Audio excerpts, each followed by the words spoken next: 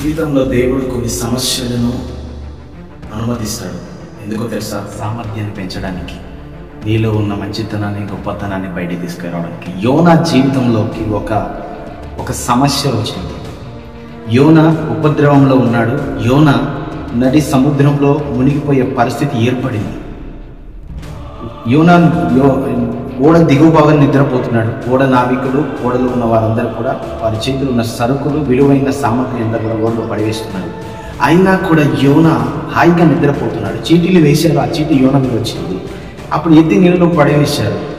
చూడండి, యోనా సమస్య నుండి సమస్య, ప్రాబ్లం నుంచి ఇంకొక సమస్య ఎవరు తీసుకొచ్చారంటే దేవుడు యోనా జీవితంలోకి ఆ సమస్యను అనుమతించాడు. తుఫాను దేవుడు అనుమతించాడు, సమస్యను దేవుడు అనుమతించాడు.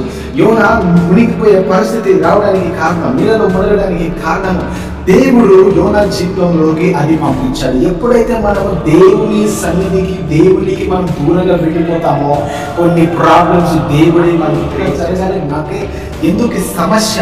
దేవుడు ఉన్నాడా లేదా? అసలు దేవుడు ఉంటే ఎందుకు ఇలా చేస్తాడు? అసలు నిజంగా నా పట్ల దేవుడి కృప ఉందా లేదా? అవును, దేవుడు నీ పట్ల ప్రణాళిక కలిగి ఉన్నాడు. నీ పట్ల దేవుని చిత్తం ఉంది కనుకని నీ జీవితంలోకి అనుమతిస్తున్నాడు. ఎందుకు ఆ ప్రాబ్లం నీ జీవితంలోకి అనుమతించాడు తెలుసా?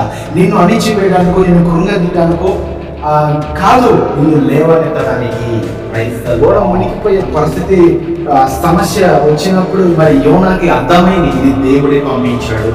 ఎస్, ఈరోజు నీ జీవితంలోకి ఒక సమస్య వచ్చినప్పుడు అది డెవిల్ నీ జీవితంలో పనిచేస్తున్నాడా?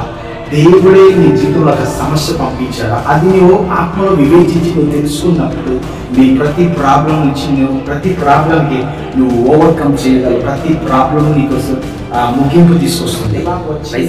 నువ్వు తెలుసుకున్నప్పుడు ఆ సమస్య నుంచి నువ్వు బయటపడగలవు.